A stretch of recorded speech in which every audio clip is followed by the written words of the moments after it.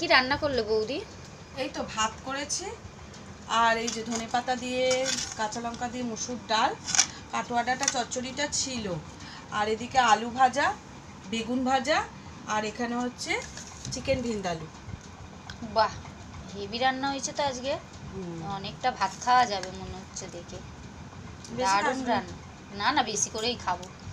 কেন একটু কম খাবো কেন? এত সুন্দর আইটেম হয়েছে, খাবো না? এখানে একটু ডিম দিয়ে রেখেছি, তুই তো চিকেন খাস না, এই জন্য ডিম দিয়ে রেখেছি, ডিম খাবি। সে আমি জানি তুমি আমার জন্য ডিম দিবে। ব্যাস এই এই তো রান্না। আর দারুণ রান্না, দারুণ।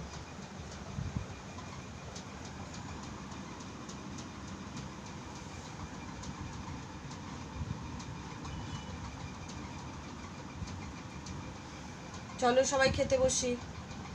ভাত দাও, খিদে পেয়ে গেছে, খুব জোর খিদে পেয়েছে। বাবু এই স্কুল থেকে এলো,